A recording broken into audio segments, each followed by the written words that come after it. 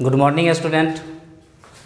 आज मैं आप लोगों के सामने डिटर्मिनेंट पूरा चैप्टर से मैं प्रत्येक सवाल को अब बना के दिखाऊंगा, क्योंकि अभी तक मैं प्रत्येक चैप्टर का आप लोगों को क्या दिया था, कॉन्सेप्ट दिया था। हो सकता है कि वीडियो बहुत लंबा जाए, 1 घंटा 1.5 घंटा, तो फुर्सत जब मिले तभी सही निकाल के देखिएगा। और ये आपका इंजीनियरिंग के विभिन्न जितना भी एग्ज़ाम होता है सभी में आपका उपयोग आने वाला है। यथा आईआईटी कहते हैं आप लोग, जीमेंस कहते हैं, एडवांस कहते हैं, या फिर स्टेट गवर्नमेंट का जो भी इंजीनियरिंग इंस्टीट्यूट का जो एग्ज़ाम होता है सभी में आपको ये काम आने वाला है।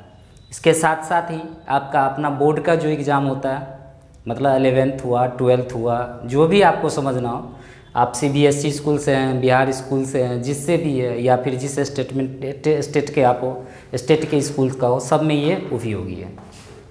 अभी तक मैंने आपको 6 या 7 चीज़ को सिखाया है। पहला डिटर्मिनेंट निकालना, जो कि मैंने बताया था। चूँकि ये रिवीजन है इसीलिए ये लंबा वीडियो जाएगा और इसको शायद आपको ज़रूर देखना चाहिए। डिटर्मिनेंट आपके 12th क्लास यानी डिटर्मिनेंट के हिसाब से जो भी समझो 3 तरीके से निकालना था। पहला एक्सपेंडिंग अलाउंस है, जो एक्सरसाइज 4.1 में आप सीखे थे। दूसरा यूजिंग प्रॉपर्टी से, जो एक्सरसाइज 4.2, एनसीईआरटी तो बेस लेके चलना है ना, वहीं से मैं बोल रहा हूँ। तीसरा यूजिंग कोफैक्टर और उसके एलिमेंट से, जो आपका एनसीईआरटी एक्सरसाइज 4.4 में है। उसके बाद आप डिटर्मिनेंट का उपयोग क्या क्या करोगे अपने क्लास के हिसाब से। तो मैंने आपको बताया था कि इसका उपयोग जो है सबसे पहले माइनर निकालने में होता है। माइनर से कोफैक्टर निकलता है, कोफैक्टर से एडजॉइंट निकलता है, एडजॉइंट से इन्वर्स निकलता है, और इन्वर्स से किसी भी इक्वेशन का सॉल्यूशन निकलता है। सुने ना आप, डिटर्मिनेंट का उपयोग मतलब किन किन प्रश्नों में करेंगे, तो यहाँ मैं लिख देता हूँ। सबसे पहला बात,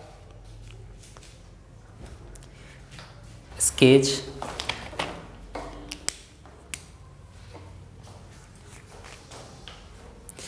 आपका ये पूरा जो सिलेबस समझिए, ये 2 भागों में बटा हुआ है। पहला डिटर्मिनेंट निकालने का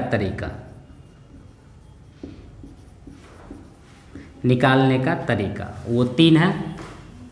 पहला है एक्सपेंडिंग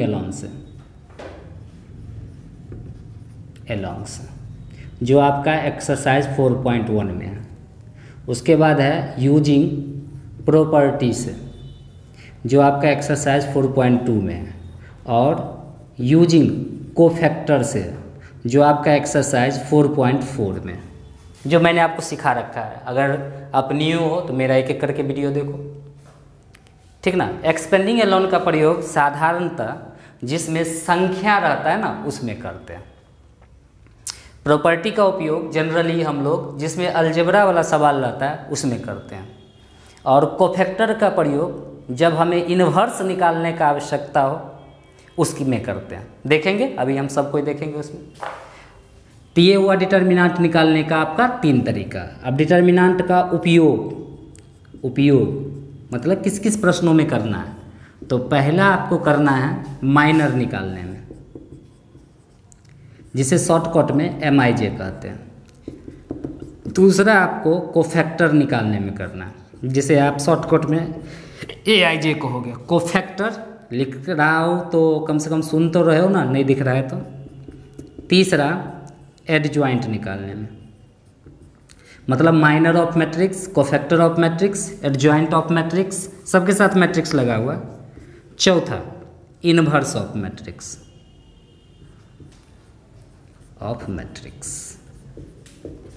ठीक ना।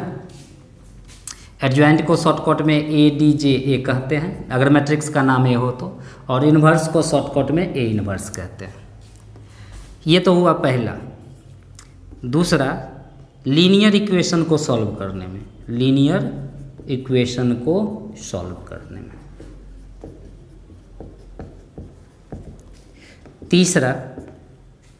तीसरा आपको यूज करना है कि अबाउट ट्रायंगल में, ABOUT, अबाउट ट्रायंगल में क्या सब। तो पहला इसका एरिया निकालने में, दूसरा कोलिनियर किसी भी पॉइंट को, इसे अबाउट ट्रायंगल में बस इतना ही समझो, कोलिनियर पॉइंट को दिखाने में, और तीसरा इक्वेशन ऑफ लाइन निकालने में, बस। ठीक ना। तो कहने का मतलब आपको सिर्फ इतना ही सवालों पे क्या करना है, ध्यान देना है, और यही आपका सिलेबस है। और जनरली नहीं, 100% किसी भी कम्पिटिटिव एग्जाम में आप जो सामने में भी देख रहे हैं, इतना से ही क्वेश्चन रहता है और यही क्वेश्चन सब रहता है। और कुछ सबका अपना अपना प्रॉपर्टीज है, जैसे एडजॉइंट का अपना प्रॉपर्टी है, इन्वर्स का अपना प्रॉपर्टी है, उस प्रॉपर्टी के हिसाब से रहता है। या फिर यहाँ तो लिखा हुआ है ना प्रॉपर्टी है, डिटर्मिनेंट का प्रॉपर्टी क्या है, उसी से रहता है। ठीक ना। तो इतना चीज़ आप अपना नोट कर लें। ठीक, अब देखते हैं। सबसे पहला बात मैं बराबर कहता रहता हूँ कि वीडियो चाहे मेरा हो या किसी भी सर का हो, कुछ तो ज़रूर दे रहे हैं, तब ना देखना ज़रूर चाहिए पूरा का पूरा, क्योंकि सब अपना तरीक़ा से कुछ न कुछ अलग चीज़ लेके ही आते हैं। ठीक ना। तो उम्मीद करते हैं कि आप इसको भी एक बार पूरा ज़रूर देखिए। पसंद ना आए दोबारा मत देखो ना, कौन कहता है आपको देखने के लिए दोबारा मत देखो, लेकिन कम से कम एक बार पूरा तो देखा करो कि कहा क्या जा रहा है। अगर मैं सीधे आपके सामने सवाल बना दूँ तो उससे कोई मतलब नहीं रहता है। सीधा सवाल अगर बना दे तो क्या दूसरा सवाल बनाना आप समझ जाओगे, नहीं होता है ऐसा। इसीलिए पहले मैं सारा चैप्टर का कॉन्सेप्ट आपको देता हूँ, कुछ ही अपना बनाओ जो ही समझ में आए, क्योंकि अगर कॉन्सेप्ट पता हो ना तो ये सवाल नहीं, ऐसा ऐसा लाखों सवाल हम बना देंगे। कॉन्सेप्ट पता होना चाहिए। तो सबसे पहला बात, एक्सरसाइज 4.1 में भी हम बताए थे एक्सपेंडिंग अलाउंस से। तो देखो प्रॉपर्टी के माध्यम से इसको समझ जाओगे। हम आपको बताए थे कि एक चीज़ हमेशा याद रखना, किसी भी मैट्रिक्स को बिग ब्रैकेट के हिस्से दिखाते हैं और डिटर्मिनेंट को ये इस मोड के रूप से दिखाते हैं। अंतर इतना याद रखना। देखो ये मैट्रिक्स में दिया हुआ है और ये डिटर्मिनेंट में मांग कर रहा है। तो हम आपको बताए हुए थे, अगर वीडियो देखते हो किन्हीं का भी और ध्यान रखते हो तो, कि अगर मान लो कि ए नाम का कोई मैट्रिक्स है, अगर उसे किसी संख्या के से गुना करते हैं तो वो के आई जे हो जाता है, मतलब प्रत्येक एलिमेंट का गुना हो जाता है। लेकिन यदि कोई ए नाम का डिटर्मिनेंट हो, अब उसे के से गुना करते हैं तो किसी एक रॉ में ही वो क्या होता है, या किसी एक कॉलम में ही क्या होता है, गुना होता है। कहने का मतलब या तो वो के R1 होगा, अपना ऐसे ही रहो, या फिर के R2 होगा, बाकी वैसे ही रहेगा, या के R3। कहने का मतलब किसी एक ही रॉ का गुना होगा अथवा किसी एक ही कॉलम का क्या होगा, गुना होगा, जो कि हम आपको प्रॉपर्टी जिसमें पढ़ाए हैं उसमें बताए हुए हैं। अगर देखो तो उसी के दृष्टिकोण से यहाँ देखो, ये कितना बाय कितना का है, 3/3 का मैट्रिक्स है, तो डिटर्मिनेंट भी इसका 3/3 का ही बनेगा। लेकिन गौर से देखो 3a का डिटर्मिनेंट निकालना। अगर a बराबर इतना यानी मैट्रिक्स के रूप में, तो 3a बराबर मतलब हुआ सभी को 3 से गुना किया गया है। इसका अर्थ हुआ इस रॉ को भी 3 से गुना, इस रॉ को भी 3 से गुना, इस रॉ को भी 3 से गुना। तो देखते हो डिटर्मिनेंट में एक रॉ में कॉमन मिलता है तो एगो संख्या, 2 गो रॉ में मिले तो 2 गो संख्या, 3 गो रॉ में मिले तो 3 गो संख्या। तो अगर कॉन्सेप्ट पता हो तो सीधा IIT जीमेंस फलना चिलना इत्यादि जो भी एग्जाम होता है 2 मिनट में बना। प्रॉपर्टी ध्यान रहना चाहिए। क्या ध्यान रहना चाहिए कि गौर से देखो, अगर ये के ए होता तो इसका अर्थ हुआ कि प्रत्येक जितना भी आर है सबको गुना है, या फिर जितना भी कॉलम है, के C1 है, के C2 है, के C3 है, सबको गुना देना है, टोटल। तो इसका अर्थ हुआ कि इस R1 से भी के बाहर आएगा, इस R2 से भी के बाहर आएगा, R3 से भी के बाहर आएगा, डॉट डॉट n टाइम्स। मतलब जितना उसमें रॉ है सब में से बाहर आ जाएगा, या फिर सिमिलरली जितना कॉलम है उसमें से आ जाएगा। तो k2 टू दी पावर कितना हो जाएगा, n माने क्या हुआ, ऑर्डर। किसका ऑर्डर, स्क्वायर मैट्रिक्स का। स्क्वायर मैट्रिक्स के ऑर्डर को n से ही डिनोट करते हैं। तो इसका ऑर्डर कितना का है, 3 का। तो सीधा सीधी देखो तो ये कितना हो जाता, k का पावर 3 हो जाता। तो मतलब जिस संख्या से गुना करते हैं उसका पावर ऑर्डर गुना टाइम्स किसी भी मैट्रिक्स डिटर्मिनेंट का वैल्यू क्या हो जाता है, बढ़ जाता है। ये तो हुआ प्रॉपर्टी का बात, लेकिन अभी तो हमें प्रॉपर्टी से नहीं बनाने के लिए कहा गया है, अभी किससे कहा गया है कि एक्सपेंडिंग अलोन से निकालिए। वैसे भी जनरली आपको हम बताए हैं ना कि कब एक्सपेंडिंग अलोन का प्रयोग करना है, कब प्रॉपर्टी का प्रयोग करना है, कब कोफैक्टर का प्रयोग करना है। जब संख्या रहे तो एक्सपेंडिंग अलोन का प्रयोग करना है, जब अलजेब्रा रहे तो प्रॉपर्टी का प्रयोग करना है, और जब इन्वर्स निकालने का बात हो तो कोफैक्टर का प्रयोग करना है। कैसे? तो अब सबको देखना प्रारंभ करते हैं। देखिए इस सवाल को, सबसे पहले क्या दिया हुआ है, a बराबर 1 0 0 0 1 0 1 2 4। अब हमें निकालना किसका है, 3a का ना। मेरे पास 3a है नहीं है, तो सबसे पहले हम 3a कर देंगे। अब ये मैंने ना बताया है कि मैट्रिक्स है तो मतलब सभी का गुना होगा, सभी का गुना होगा। नहीं दिखाई दे रहा होगा तो सबको गुना करो। तो ये भी हमें पता चल गया। तो इसका अब क्या निकालना है, डिटर्मिनांट। तो लिखो अब LHS बराबर डिटर्मिनांट बराबर, अब डंटा में इसको भी डालो क्योंकि डिटर्मिनांट निकालना है। हो गया ना। अब एक्सपेंडिंग एलोन याद है ना, मैंने एक्सपेंडिंग एलोन बताया था कि किसी भी R या C को आप ले सकते हो। आप R1 को भी ले सकते हो, R2 को भी ले सकते हो, R3 को भी ले सकते हो, लेकिन जिसे लेना उसका चिन्ह याद रखना। और चिन्ह मैंने बताया था कि फर्स्ट पॉजिटिव होता है, इसके बाद सारा क्या होता है, अल्टरनेट निगेटिव पॉजिटिव होते रहता है। तो ये प्लस हुआ तो इसका चिन्ह माइनस, इसका चिन्ह प्लस। यहाँ आओगे तो देखो ये प्लस था तो ये क्या हो जाएगा, माइनस प्लस माइनस, ये क्या हो जाएगा, प्लस माइनस माइनस। ये ऐसे ही R के लिए, तो R के लिए कैसा हो जाएगा, R के लिए हो जाएगा ये प्लस ये माइनस ये प्लस, ये माइनस ये प्लस, ये माइनस ये प्लस, ये माइनस ये प्लस। देखो R का भी पता चल रहा है तो C का भी तो पता चल रहा है। तो अब आप या तो R1 से चलो या R2 से चलो या R3 से चलो, या फिर C1 से चलो, C2 से चलो, C3 से चलो। तो मान लो हम R2 से चलना पसंद करते हैं तो R2 से बनाते हैं। तो R2 तो मेरा ये है, तो चिन्ह देखते हो, पहला का चिन्ह निगेटिव तो निगेटिव 0।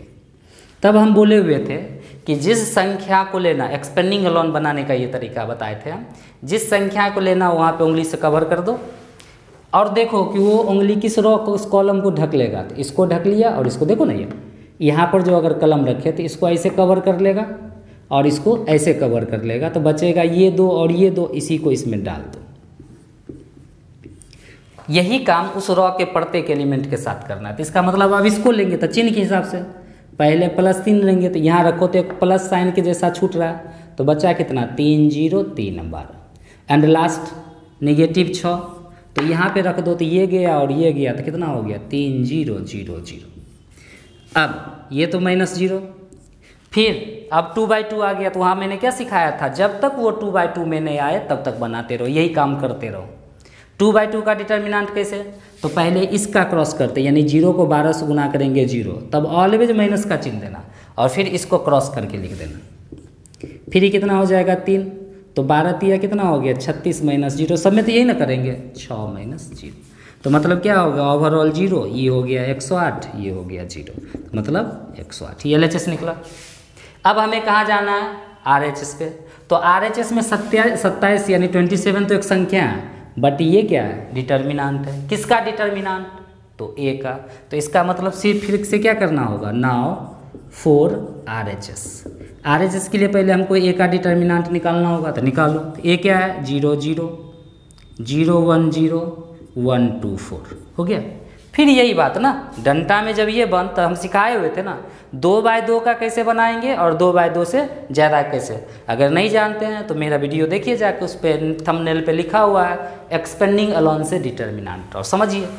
तो फिर तो मैं यहाँ बता भी रहा हूँ ना, किसी एक रो या कॉलम को लो, जैसे यहाँ R2 को लिए थे, किसी का भी ले सकते हैं, तो चिन्ह तो यहाँ लिखा हुआ है। तो मान लो कि हम इसी का ले रहे हैं, C1 का, तो कहने का मतलब C1 से बनाएंगे तो पहले एक पे ऐसे ही ना कवर हो जाएगा, तो बचा क्या 1 0 2 4, यही ना, सही है ना, ठीक है होगा। चलो फिर -0, तो 0 जब ये लेंगे तो ये दोनों छूटेगा, 0 0 2 4। फिर क्या हो जाएगा +1, तो इसमें क्या हो जाएगा 0 0 1 0। तो देखो गौर से, ये 1, ये क्या हो जाएगा 4 - 0, ये तो 0, ये भी क्या हो जाएगा 0, तो बराबर कितना हो गया 4।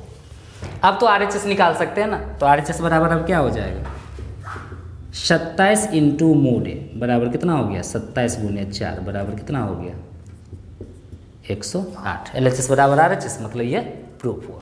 तो देखो ये तो हुआ फुली प्रोसेस ना, लेकिन ट्रिकी भी तो मैंने बताया ना। ट्रिकी मैंने नहीं बताया, मैंने कॉन्सेप्ट को बताया ना। कॉन्सेप्ट क्या था कि अगर किसी भी मैट्रिक्स को किसी k से गुना कर दे, यानी कोई संख्या से गुना कर दे, तो उसका डिटर्मिनांट k⁴ ऑर्डर टाइम्स उतना बढ़ जाता है। जैसे यहाँ था ना, देखो तो मैट्रिक्स को कितना से गुना कर दिए थे 3 से, तो क्या बोले थे उस संख्या का ऑर्डर टाइम्स बड़ा हो जाता है। तो किससे गुना किए 3 से, तो 3 का इसका भी ऑर्डर देखो संयोग से कितना 3 है, तो 3 का पावर 3 गुना बन जाएगा अर्थात 27। इसी जगह पे मान लो अगर 5 रख दिया जाता तो समझो इसका ऑर्डर 3 है, तो 5 का पावर 3 टाइम्स बढ़ जाता है, यानी कितना गुना बढ़ जाता 125 गुना बढ़ जाता। मान लो इसी सवाल को अगर हम 2/2 बना दे और तब अगर 5 से गुना करते तो 5 का पावर अब ऑर्डर कितना हो गया 2, तो 5 का पावर 2 टाइम्स, यानी ये 25 गुना बढ़ जाएगा। प्रूफ करके इसे देख लेना। तो इस प्रकार से एक कॉन्सेप्ट को भी समझे और इस चीज़ को भी समझे। उम्मीद करते हैं पसंद आएगा, लेकिन सीखना है तो पूरा देखना है, नहीं सीखना है तो बस जैसे स्लाइड करते हो अपना कर लो, आगे दूसरा देखो जाकर। चलो अब इस सवाल को देखो, फिर से तो वही है, देखो तो डंडा में ही ना बंद है, किसका है 2 × 2। हम अपने तरफ से एक्सपेंडिंग एलॉन बताए थे, तो हम बताए थे कि 2 तरीका से सीखना है, 2/2 का कैसा और 2/2 से ज़्यादा का कैसा। तो देखो इसका 2/2 है, तो पहले इसका क्रॉस करेंगे यानी 2, फिर इसको क्रॉस करेंगे यानी 20, और बीच में हमेशा कौन सा चिन्ह देना है माइनस का ही। सेम उसी तरीका से इधर पहले इसका गुना करेंगे 2x², तब इसका गुना करेंगे 24, और बीच में क्या देना है माइनस का। तो इधर क्या हो जाएगा -18 बराबर 2x² - 24, ये इधर आ जाएगा -2x² बराबर -24 + 18, यानी -2x² बराबर -6 माइनस खलास x² बराबर 3, तो x बराबर कितने हो गया +-√3 निकल गया वैल्यू। तो इस प्रकार से जाइए, पहला एक्सरसाइज फिर से बनाइए। अगर सीखना है तो एक्सपेंडिंग एलॉन से मैंने पूरा तरीका को, हर चीज़ को खोल के विस्तार से बताया है, जाके समझने का कोशिश कीजिए। अब ये जो कुछ सवाल मैंने लिया है वो आपको प्रॉपर्टी से लिया है, मैं सारा सब चैप्टर का कुछ बताने जा रहा हूँ, ये प्रॉपर्टी से लिया है, ठीक ना। तो प्रॉपर्टी मैंने बहुत सा बताया था, क्या बताया था प्रॉपर्टी में देखा होता तब ना पता चलता, तो आप जाके देख लेना, मैं केवल सुना दे रहा हूँ। मैंने सभी प्रकार से एक एक लिया है, केवल एक छूट गया है, ठीक ना, 0 वाला मैंने छोड़ दिया एक सवाल, ठीक ना, तो वो मैं ले लेता हूँ, अपने से एक बढ़ा ही देता हूँ। चलो 5 4 2, तो इसको क्या कर दूँ 15 16 4 कर देता हूँ, 3 1 2 कर देता हूँ। चलो बराबर इसको 0 प्रूफ करना। तो मैंने प्रॉपर्टी में बताया था कि किसी भी रॉ को आप कॉलम में चेंज कर सकते हो, मतलब डिटर्मिनेंट का ट्रांसपोज कर देने पर भी डिटर्मिनेंट वही रहता है, यानी रॉ वाला एलिमेंट को कॉलम में लिख देना, कॉलम वाला एलिमेंट को रॉ में लिख देगा, तो भी डिटर्मिनेंट क्या होगा वही रहना है। दूसरा प्रॉपर्टी मैंने बताया था, अगर एक रॉ का इंटरचेंज करते हैं तो डिटर्मिनेंट नेगेटिव हो जाता है। मैंने सारा प्रॉपर्टी में बताया, जाके देखो, अभी मैं सुना रहा हूँ क्या। तीसरा मैंने बताया था कि अगर किसी भी रॉ को, जो अभी भी उपयोग किए, किसी बाहरी संख्या k से गुना करते हैं तो डिटर्मिनेंट भी k टाइम्स बढ़ जाता है। कहने का मतलब हुआ जितना रॉ को गुना करोगे उतना गुना डिटर्मिनेंट का वैल्यू क्या हो जाता है बढ़ जाता है। तब मैंने बताया था किसी भी रॉ को किसी रॉ में जोड़ दो अथवा किसी कॉलम में जोड़ दो, डिटर्मिनेंट अनचेंज्ड रहता है। या फिर अगला मैंने बताया था कि किसी बाहरी संख्या से गुना करके किसी रॉ या कॉलम में जोड़ देने पर भी क्या होता है डिटर्मिनेंट अनचेंज ही रहता है। फिर मैंने क्या बताया था, मैंने बताया था कि जब पेयर में रॉ चेंज हो, कहने का मतलब इसको उठा के यहाँ कर दे और इसको उठा के यहाँ कर दे, यानी जोड़ा में पेयर में अगर चेंज होगा तो डिटर्मिनेंट फिर वही रहो। हाँ, सिर्फ एक को इंटरचेंज करोगे तो निगेटिव हो जाता है, फिर दो को रॉ को आपस में इंटरचेंज करने पर वो क्या होता है पॉजिटिव होता है। फिर क्या मैंने बताया था कि किसी भी डिटर्मिनेंट को दो अलग अलग डिटर्मिनेंट के जोड़ घटाव में कन्वर्ट कर सकते हैं, अगर उसके रॉ या कॉलम में कोई संख्या जोड़ या घटाव में हो तो। नहीं है तो तुम ला सकते हो भाई मेरे, जैसे कि इसी का एक दिखा देता हूँ मैं। जैसे मान लो यही है, अगर इसको हम 4 + 1, 3 + 1, 2 + 2 ऐसे लिख लिए, तो इसे दो अलग अलग डिटर्मिनेंट में हम क्या कर सकते हैं, चेंज कर सकते हैं। यहाँ 0 होना चाहिए था ना। चलो कैसे, तो ये पहला 4 3 2 16 16 4 15 था, ये 3 1 2 प्लस अब ये 1 1 0 15 16 4 3 1 2 ऐसे कर लिख सकते हैं। दो अलग अलग डिटर्मिनेंट में से क्या कर सकते हैं, चेंज कर सकते हैं। उस पर भी मैंने एक सवाल रखा। अब हम सारा प्रॉपर्टी तो लगभग आपको सुना दिया। एक प्रॉपर्टी हमसे छूट गया कि किसी दो रो अथवा कॉलम का एलिमेंट अगर आपस में इक्वल हो जाए या आइडेंटिकल हो जाए या प्रोपोर्शनल हो जाए तो उसका डिटर्मिनेंट क्या होता है, 0 होता है। मेनली इतना ही प्रॉपर्टी है जो आप डायरेक्ट यूज कर सकते हैं। सबको मैंने अच्छा से समझाया, प्रॉपर्टी में जाकर देखिए। अभी तो मैं सवाल बनाने पे चला हूँ। सबसे पहले यहाँ देखो, आप साफ साफ कह रहा है कि इसको 0 प्रूफ करना है। तो अभी भी मैंने बताया ना, 0 कब प्रूफ होता है, जब कोई दूगो रो या फिर कॉलम का एलिमेंट आपस में क्या हो जाए, इक्वल हो जाए। तो कुछ ऐसा सवाल में करना चाहिए। लगता है कि शायद हम गलत लिख दिए हैं, थोड़ा सा 15 25 80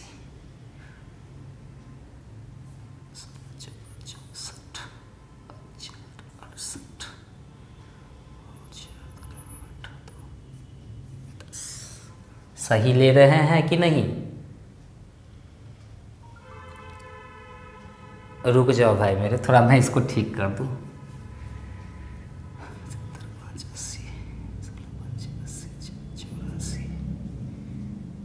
हम कर क्या रहे हैं, हम खुद ही नहीं समझ रहे हैं। सवाल एक लेना होगा, रुक जाओ, सवाल एक में ले रहा। अच्छा मैं अपने मन से ही ले रहा हूँ। यहाँ पे 15 नहीं, कुछ 5 20 5 100 100 में 15 115 20 चौका 80 80 में 16 96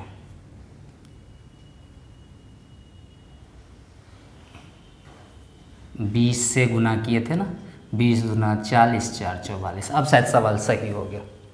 अब देखो मैंने कुछ किया, मेरा था क्या सोच कि इसको 0 प्रूफ करना है। तो सवाल एक ऐसा बनना चाहिए कि किसी दो रो या कॉलम का एलिमेंट आपस में इक्वल हो जाए। तो इसके लिए अभी ढेर सारा रूल आपको मैंने समझाया कि किसी भी रो को किसी रो में आप जोड़ सकते हैं, किसी भी रो को किसी रो में घटा सकते हैं, किसी बारीक संख्या से गुना भाग करके आप किसी रो और कॉलम में जोड़ सकते हैं। यही 3 चीज़ याद रखना, 3 प्रॉपर्टी। और सब प्रॉपर्टी का उपयोग होता है, लेकिन मेनली इस 3 प्रॉपर्टी का उपयोग होता है। तो सबसे पहले देखो तो गौर से, अगर इसको इसमें से घटा दें तो कितना हो जाएगा 100, इसको इसमें से घटा दे कितना हो जाएगा 80, इसको इसमें से घटा दे कितना हो जाएगा 40। गौर से देखा, सब में क्या हुआ 20 का टेबल आ गया। तो ये बनाने का तरीका होता है, उसमें मैंने बताया था कि 2 चीज़ इसमें आवश्यक बात है जो याद रखना चाहिए कि अगर आगे पीछे कुछ वर्क करें तो C लिखा करते हैं, और ऊपर नीचे कुछ वर्क लिखा करते हैं तो 8 लिखा करते हैं। ये तो मैंने सोच के दिया था ना, किताब में नज़र आ जाएगा कि क्या करने पर। देखो इस दोनों को घटा देना है। तो सबसे पहले मैं यहाँ पे लिख रहा हूँ 5। सबसे पहले तो सवाल उतारो, जगह नहीं है मेरे पास, मैं यहाँ कर रहा हूँ। तो ये जो मैंने किया है ना वो करना है। क्या करें हम, क्या सोचे थे कि इसमें से इसको घटा दे। तो देखो आगे पीछे हो गया ना। तो देखो ये आगे पीछे मतलब ये C1 था, ये C2 था और ये C3 था। यानी C3 में से किसको घटाने का सोचे हम, C2 का। तो कोड लिखना पड़ता है। C3 में हम सोचे हैं कि C3 माइनस C2 लिखना। तो ये लिख देंगे। अब करेंगे तो वहाँ मैंने बताया था कि देखो जिसका कोड बना उसमें वर्क करना है, जिसका कोड नहीं बना, कोड किसका बना है इसमें C3 का। तो बच कौन गया C1 और C2। C1 और C2 को ऐसे ही उतारेंगे। 5 4 2 15 16 4 हो गया। अब आपको करना क्या है कि C3 में से C2 को घटाना है। तो उंगली ऐसे और आँख C2 पे। तो देखो ये ठहरा C3, ये ठहरा C2। तो 115 में से 15 घटाने पे कितना हो जाएगा 100। क्या C3 खत्म? नहीं, ये पूरा का पूरा C3 है। तो उंगली यहाँ पे आएगा और आँख यहाँ पे जाएगा। कितना हो जाएगा 80।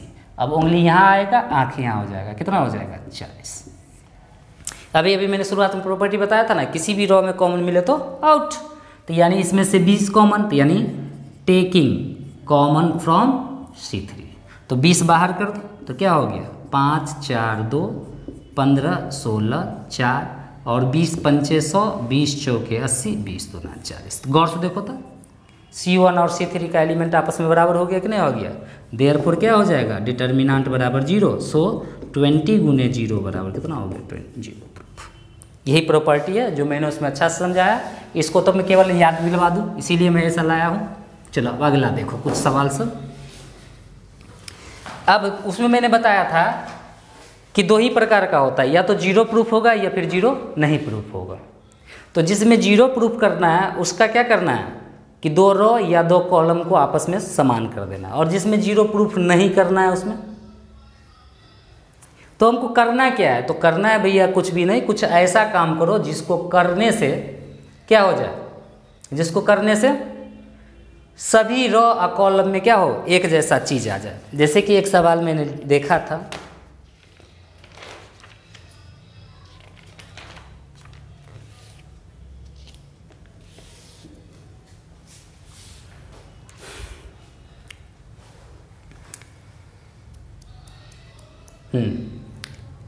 क्या तो करना क्या है, तो करना था हम लोगों को कि जब जीरो प्रूफ नहीं करना हो तो मैक्सिमम उसमें जीरो ला देना।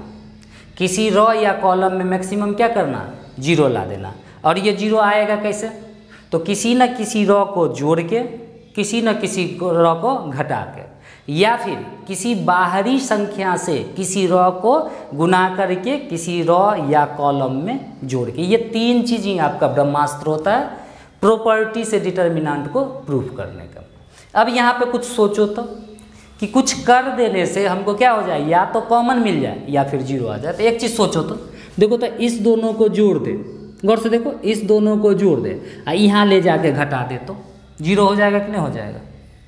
तो बस आ गया आइडिया, क्योंकि हम लोगों को प्रॉपर्टी से जब डिटर्मिनेंट निकालना रहता है तो दिमाग में दो बात रखना है, क्या ये जीरो हो सकता है, पहला, क्या ये जीरो नहीं हो सकता, दूसरा।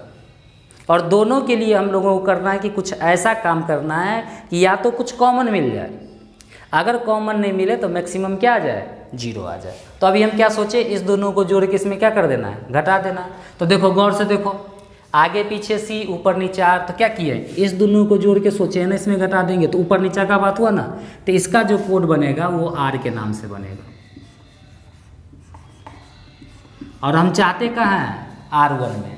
क्या चाहते हैं कि R1 में हम चाहते हैं कि घटा दे किसको, R2 और R3 को जोड़ के। तो गौर से देखो कोड किसका बनी है, R1 का। तो इसका मतलब हुआ R1 पे उंगली रखो और जो कह रहा है कर करके लिखो। अगर सामने नहीं हो तो रफ में करो। पहले क्या उंगली ऐसे ही ना, ये ऐसे चलेगा उंगली, ये R होता है। तो R1 पे क्या हो जाएगा, B + C माइनस R2 और R3 जोड़ के, तो R2 ये, R3 ऊपर नीचे B + C, तो कुल मिला के ओवरऑल क्या दिया, ये जीरो। अब उंगली यहाँ आ जाएगा, क्या लिखा हुआ है उस पर सजा दो। पहले R1 यानी A माइनस इसको और इसको जोड़ना है, तो C + A + C, तो ओवरऑल क्या हो गया, A माइनस 2C, कट के ये क्या दिया, -2C। फिर उंगली मेरा यहाँ आ जाएगा, तो क्या लिखने वाला है, A - B - A - B, A cut गया, ये क्या हो गया, -2B।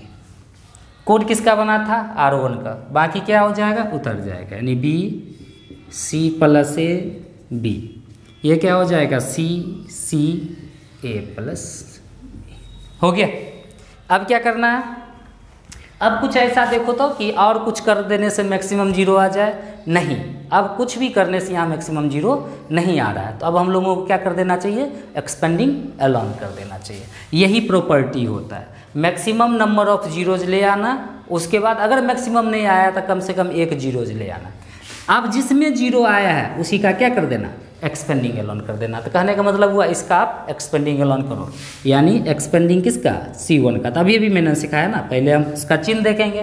तो इसका चिन्ह क्या हुआ, पॉजिटिव, जीरो लिया, कलम यहाँ पे रखेंगे तो यही चार ना, C + A C B A + B हो गया, माइनस अब ये संख्या तो बचा कौन, ये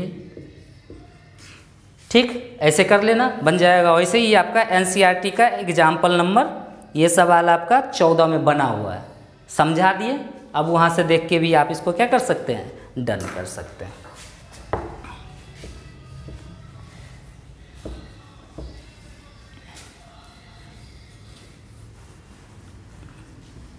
चलो अब आते हैं इस सवाल पे। देखो अभी अभी मैंने प्रॉपर्टी बताया था कि किसी भी रॉ अथवा कॉलम में अगर जोड़ घटाव हो तो उसे दो अलग अलग डिटर्मिनेंट में क्या कर सकते हैं, कन्वर्ट कर सकते हैं। प्रॉपर्टी मेरा जाके देख लेना। तो कहने का मतलब ये छोड़ो ना, ये प्रूफ करना है ना हमें, तो अपना प्रूफ वो होता रहेगा। क्या प्रूफ करना था, 1 + XYZ, देखना खुद आ जाएगा। तो इस नियम के अनुसार दो अलग अलग डिटर्मिनेंट यानी XYZ x³ y³ z³ 1 1 1 हो गया। देखो पहला पहला ले लिए, प्लस फिर से दूसरा दूसरा यानी यही और ये, यानी x y z x³ y³ z³ और ये क्या हो जाएगा, x³ y³ z³ हो जाएगा। सही है, हमको तो लोचा लग रहा है। सवाल एक बार देख लेते हैं। हाँ वही तो कह, यहाँ सवाल ही हम गलत ले लेते हैं। x² y² z² था। हम क्यों समझे कि गलत है, क्योंकि देखो ये दोनों आपस में अगर इक्वल हो जाएगा तो सीधे सीधे इसका डिटर्मिनेंट कितना हो जाता है, 0 हो जाता है, इसीलिए। अब ये देखो ये कितना, स्क्वायर स्क्वायर स्क्वायर। अब असली प्रॉपर्टी इसमें सीखो, यानी सबसे पहले क्या, तो हम बताए थे कभी भी कहीं भी कुछ भी कॉमन मिले तो पहले क्या करना चाहिए, कॉमन ले लेना चाहिए। तो गौर से देखो तो इसमें तो नहीं मिल रहा है, लेकिन इसमें देखो तो इस रॉ में x मिल रहा है, इस रॉ में y मिल रहा है, इस रॉ में z मिल रहा है, तो कॉमन ले लो। तो कहने का मतलब इसको ऊपर ही में बनाते जा रहा हूँ, तो ये क्या हो जाएगा, x y z x² y² z² 1 1 1। अब प्लस इसमें से जो कॉमन निकला, देखो R1 में से x निकला, R2 में से y निकला, R3 में से z निकला। तो निकलने के पश्चात देखो इसमें क्या हुआ, 1 बचा, इसमें x बचा, इसमें x²। इसी तरीक़ा से उसी तरीक़ा से यही ना है। अब इसको हटा देने में कोई हर्ज नहीं है। अब गौर से देखो, देखने में ये दोनों एक जैसा है। प्रॉपर्टी में ही बताया था कि आप अगर दो गो रॉ को आपस में इंटरचेंज कर देते हो तो निगेटिव, लेकिन पेयर में रॉ को इंटरचेंज करते हो तो पॉजिटिव। अगर सिर्फ इसी दोनों को चेंज करते हैं तो एक पेयर हुआ, तो इसका डिटर्मिनेंट निगेटिव, मतलब हुआ इसको यहाँ लिख दो, इसको यहाँ लिख दो, आंसर माइनस में आएगा, इसलिए बाद में हम माइनस कर देंगे। लेकिन इसको यहाँ और इसको यहाँ कर दें तो इसका मतलब ये कहाँ चला आएगा, यहाँ चला आएगा।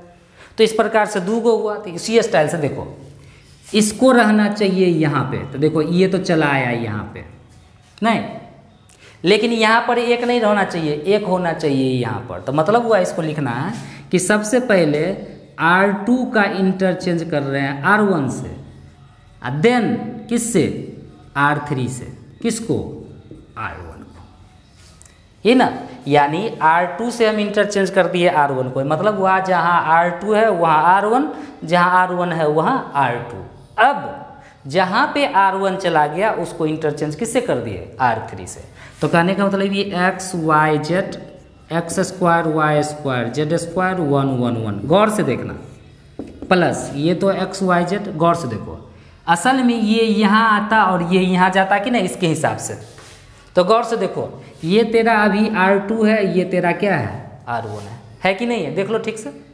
अब क्या कहता है, नहीं R3 और R1 आपस में क्या कर लेगा, इंटरचेंज। कहने का मतलब इसका आपस में इंटरचेंज कर दो, तो ये कहाँ चल जाएगा, ये यहाँ चला आएगा और ये यहाँ चला आएगा। तो अब फाइनली देखो तो कैसा बन गया, x² 1। तो देखो एक पेयर इस दोनों का इंटरचेंज, एक पेयर इस दोनों का इंटरचेंज, तो क्या गो पेयर हो गया, दो गो पेयर।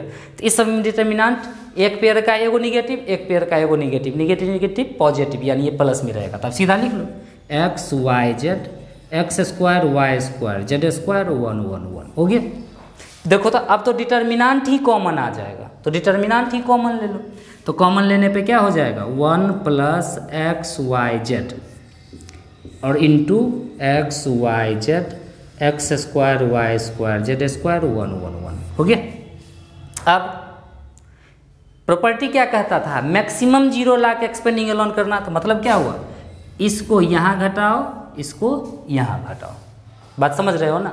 तो घटाओ तो मतलब आगे पीछे हुआ कि ऊपर नीचे, ऊपर नीचे, तो कौन सा कोड लिखेंगे आर का, तो मतलब कैसे लिखेंगे कि R1 को घटाना है किससे, R2 से, और फिर R2 को घटाना है किससे, R3 से। तो लिख लो कैसा हो जाएगा, यहीं लिख देते हैं ऊपर, इसको मिटाओ। अब तो हम लोग यहाँ आ गए ना, मिटाओ। तो गौर से देखो लिखा गया R, तो उंगली भी R1 के स्टाइल से ही चलेगा। तो मतलब क्या हो गया 1 प्लस एक्स वाई जेड डंटा। तो देखो R1 में से R2 यानी x माइनस वाई, R1 में से R2 यानी x square minus y square, तो इसे क्या लिख सकते हो x प्लस वाई और x माइनस वाई, और 1 में से 1 घट के कितना हो गया 0। सिमिलरली y माइनस जेड, तो ये क्या हो जाएगा y minus z into y plus z, और ये क्या हो जाएगा 0। अब लास्ट जेड स्क्वायर एंड 1, ये ना। अब कुछ कॉमन मिले तो कॉमन लेना हम बताए थे, तो देखो इसमें कॉमन मिल गया, यानी 1 plus x y z x minus y इस रो में से कॉमन, और y माइनस जेड इस रो से कॉमन।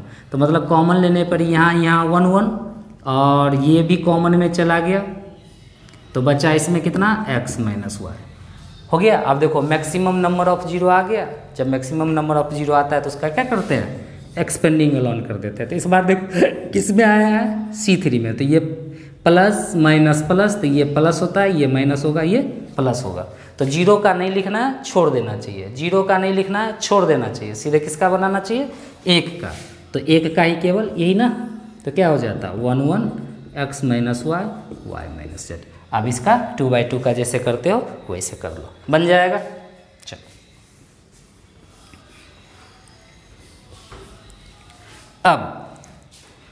अब मैं 1 2 सवाल और है जिसको मैं केवल दिखा दूं, आप वैसा करना, बन जाएगा। जैसे ये सवाल है, देखो हमको लाना क्या है 1 plus a square plus b square, ये NCERT एक्सरसाइज का सवाल है, शायद कौन सा देख के मैं बता रहा हूँ 13 नंबर सवाल है।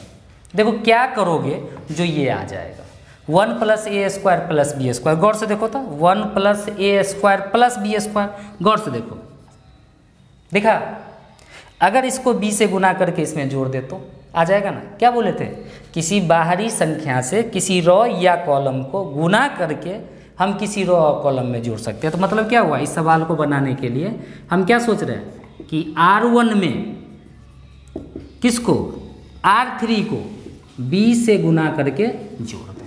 समझ में आ रहा है, R1 में किसको गुना करके जोड़ देना है। 1 मिनट इंक,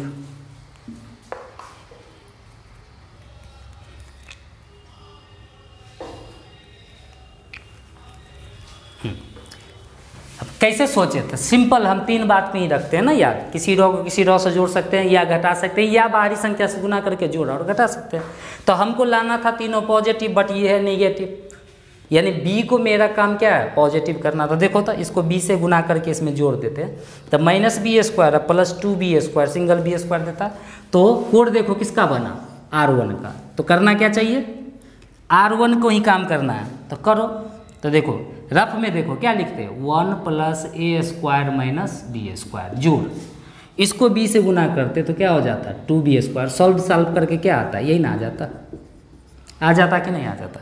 अब देखो तो ये दोनों को होता तो ये 0 हो जाता, गौर से देखो ना, बैठा के देखो 2ab और प्लस इसको b से गुना करना तो 0 हो जाता कि नहीं हो जाता।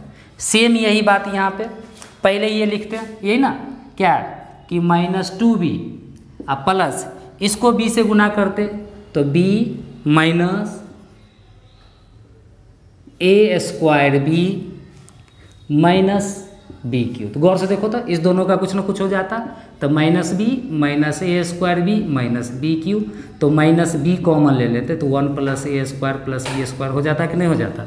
तो कहने का मतलब ये काम हम रफ में करके यहाँ पर डायरेक्ट अपना लिख देंगे, हो गया। कोड किसका बना R1 का, बाकी मुंह देखते रहेगा। यही ना, मतलब उतर जाएगा, यही ना। अब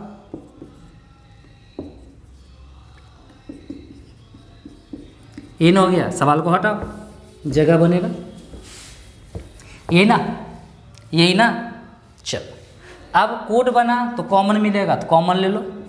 तो R1 में कॉमन मिला, ले लिए, क्या बचा 1 2ab 2b, कॉमन ऐसे मिल रहा है 0 1 minus a square plus b square minus 2a, और यहाँ हो गया कितना minus b 2a 1 minus a square minus b square, हो गया।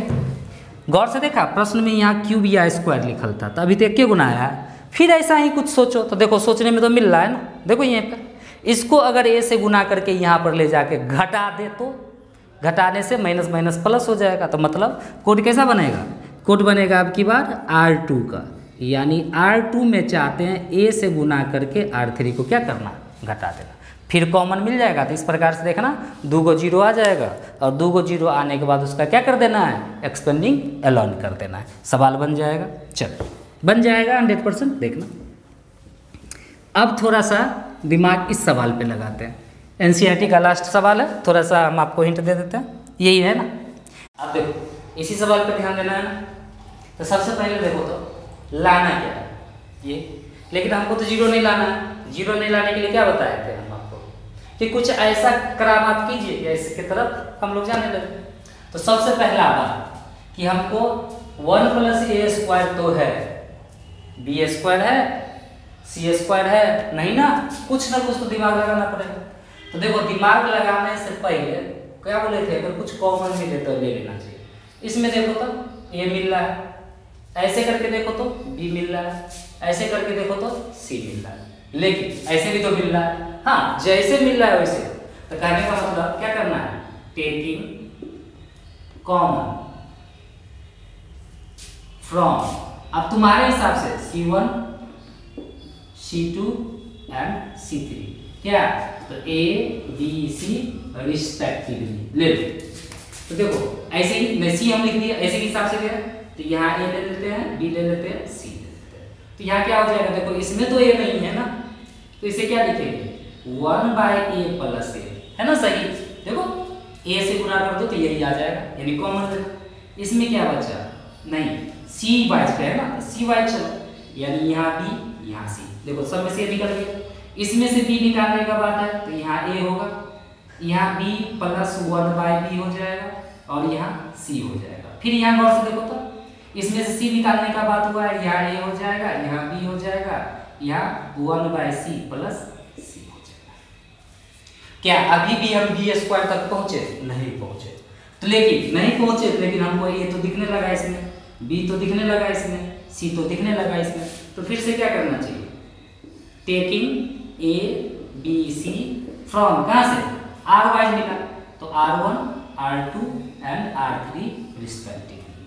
तो फिर बाहर करो, तो बाहर में पहले से A एक और A, बाहर में पहले से B एक और B, बाहर में पहले C एक और C, तो इसमें से पुनः जो ले लेंगे तो ये क्या हो जाएगा 1/a स्क्वायर प्लस 1, ये क्या हो जाएगा 1, ये क्या हो जाएगा 1। उसी तरीका से इसमें से B लेंगे तो ये क्या हो जाएगा 1, ये क्या हो जाएगा b स्क्वायर प्लस 1, गलती लिखे हैं नहीं, हाँ गलती लिखे, b जो कॉमन जाएगा 1 प्लस 1/b स्क्वायर हो जाएगा, नहीं हो जाएगा, इसमें क्या हो जाएगा 1।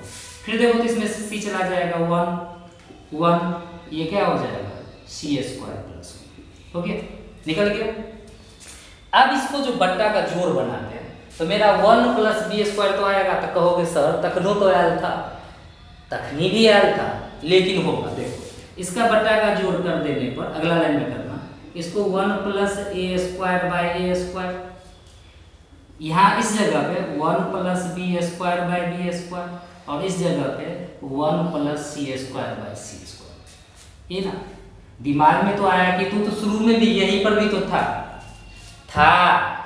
लेकिन b स्क्वायर c स्क्वायर तो नहीं आ रहा था। तो सोचोगे ऐसा किए क्यों, भाई मेरे एक को जिससे भी गुना करो वही तो आने वाला है, तो हम इसको b से गुना कर देंगे b स्क्वायर हो जाएगा, इसको c से गुना करेंगे तो ये c स्क्वायर हो जाएगा। तो आ गया ना 1 plus a square plus b square plus c square.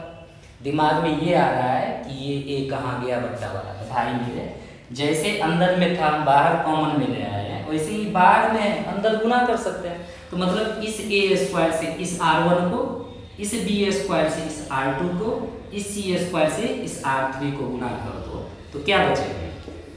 1 plus a square हुआ ना। ए स्क्वायर से R1 को गुना कर दिए, ई बी स्क्वायर से कर दो तो इसको, तो b square 1 plus b square, और इस सी से कर दो तो c square 1 plus c square हो गया। अब देखो आ गया ना, इस तीनों को जोड़ो, आ गया। इसको मैं मिटा रहा हूं क्योंकि ये तो हो गया, उतारना है उतार लेना। तो करना अब क्या है, करना क्या है,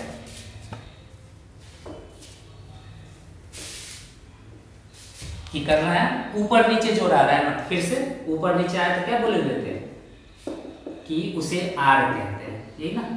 तो कोड किसका बना? R1 का। मतलब इस तीनों को जोड़ के यहाँ लिखो तो हो जाएगा ना, a square plus b square plus c square.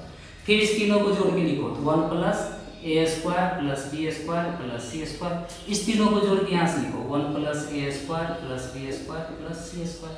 अब देखो R2 और R3 का नहीं बना, तो बी स्क्वायर वैसे ही, 1 प्लस बी स्क्वायर ऐसे ही, बी स्क्वायर वैसे ही, ऐसे ही सी स्क्वायर वैसे ही, सी स्क्वायर वैसे ही, 1 प्लस सी स्क्वायर वैसे ही।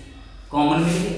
अगर taking common 1 plus a square plus b square plus c square मिले R1 में से, तो यहाँ पर कॉमन लेने के बाद कितना बचेगा? ये यहाँ पर भी कॉमन लेने के बाद कितना बचेगा? ये अगला लाइन।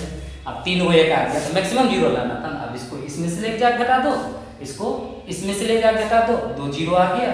और जब 2 0 आ जाता है तो क्या कर देते हैं? एक्सपेंडिंग लॉन, और एक्सपेंडिंग लॉन कर दीजिएगा, अच्छा फूल जाएगा। अब करना क्या है, ये 3 पार्ट मैंने पहले ही बोला था, लंबा वीडियो होगा, ठीक ना।